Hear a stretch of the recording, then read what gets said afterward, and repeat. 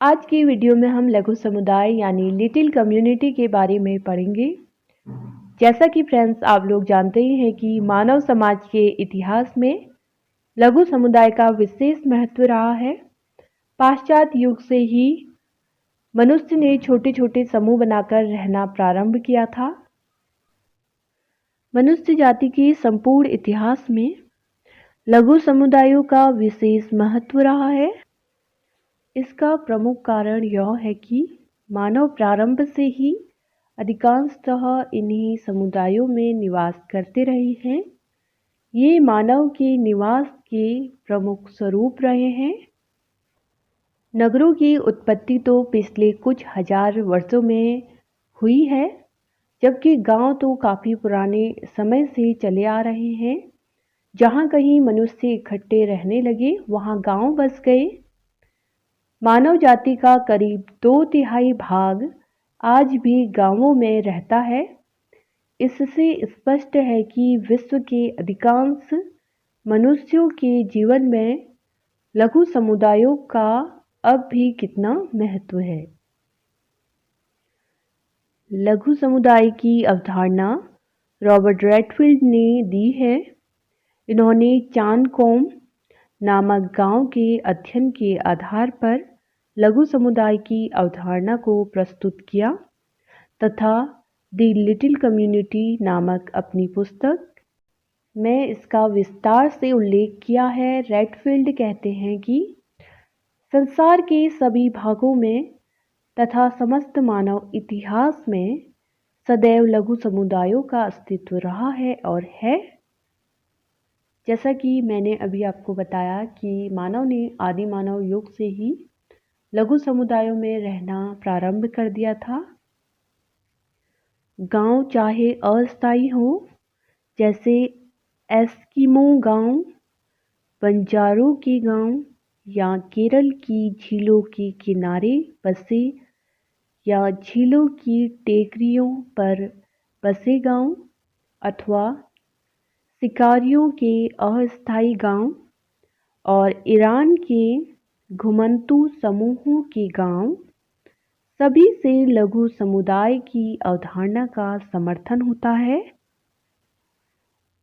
Redfield ने लघु समुदाय को मानव जाति की निवास की दृष्टि से अत्यंत महत्वपूर्ण व्यवस्था माना है। मानव के निवास एवं जीवन व्यतीत करने की व्यवस्था के रूप में गांवों का विशेष महत्व पाया जाता है। ये गांव ही लघु समुदाय का सुस्पष्ट रूप प्रस्तुत करते हैं। रॉबर्ट रेडफील्ड ने लघु समुदाय को इसके 4 आवश्यक तत्वों विशिष्टता, लघुता, समरूपता तथा आत्मनिर्भरता के रूप में परिभाषित किया है। जिन विशेषताओं में लघुता के अंतर्गत लघु समुदाय का आकार इतना छोटा होता है कि वह व्यक्तिगत रूप से अवलोकन की इकाई हो सकती है।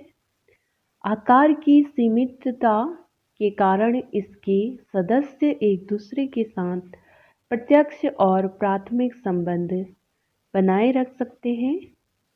दूसरा है विशिष्टता। इसके अंतर्गत कहा है लघु समुदाय में अपनी एक विशिष्टता होती है। इसका तात्पर्य यह है कि इस समुदाय के सदस्य यह स्पष्टतः जानते हैं कि समुदाय कहाँ प्रारंभ होता है और कहाँ समाप्त होता है। इस समुदाय के सदस्यों में हम की भावना और समूह चेतना पाई जाती है। तीसरा है समरूपता। लघु समुदाय में समरूपता का तत्व पाया जाता है। इस शब्द का प्रयोग रॉबर्ट रेडफील्ड ने विशेष अर्थ में किया है। उनके अनुसार समान लिंग एवं आयु के सब व्यक्तियों के क्रियाकलाप और मन स्थितियां एक सी होती हैं तथा एक पीढ़ी की जीवन वृत्ति पूर्व की पीढ़ी की पुनरावृत्ति मात्र है। इस दृष्टि से समरूपता वाला समुदाय मंद परिवर्तनशील समुदाय है। चौथा है आत्मनिर्भरता। इसके अंतर्गत आत्मनिर्भरता का तात्पर्य यही है कि लघु समुदाय अपने सदस्यों के लिए एक आत्मनिर्भर इकाई के रूप में कार्य करता है। सदस्यों के सभी अथवा अधिकांश क्रियाकलाप और आवश्यकताओं की पूर्ति इसी समुदाय में होती है। लघु समुदाय की उपयुक्त चारों विशेषताएं विशिष्ट झुंडों एवं कुछ विशेष गांवों में प्रमुखतः देखने को मिलती हैं। रॉबर्ट रेडफील्ड ने 37 गांवों में लघु समुदाय की इन विशेषताओं का अध्ययन किया और पाया कि ये विशेषताएं अधिकांशतः इन गांवों में पाई जाती हैं। रेडफील्ड ने बोलीविया के जंगल के सिरिओनो इंडियनों का उदाहरण देते हुए बताया कि यह एक बहुत ही छोटा और विशिष्ट लघु समुदाय है। स्कोल्ट लैब समुदाय में समरूपता एवं आत्मनिर्भरता ज़्यादा पाई जाती है। सूडान की ढोर पालने वाली न्यूर जनजाति में लघु समुदाय की चारों विशेषताएं पाई जाती हैं। रेडफील्ड ने लघु समुदाय की उपयुक्त विशेषताओं के आधार पर इसकी कुछ अन्य विशेषताओं का भी उल्लेख किया है, जिनके आधार पर लघु समुदायों का अध्ययन किया जा सकता है। इसमें पहला है संगठित जीवन विधि, जिसमें प्रत्येक लघु समुदाय की एक संगठित जीवन विधि होती है। उसका एक इतिहास, कला, साहित्य एवं विलक्षण अखंडता पाई जाती है। लघु समुदाय मानव जीवन के अपेक्षाकृत सरल और व्यापक संगठन को अभिव्यक्त करते हैं। दूसरा है निश्चित सामाजिक संरचना। इसमें परिवार, नातेदारी, कर्मकांड, श्रम विभाजन, आयु पर आधारित समूह, गुट प्रतिस्पर्धा आदि सामाजिक संरचना के तत्व लघु समुदाय में महत्वपूर्ण हैं।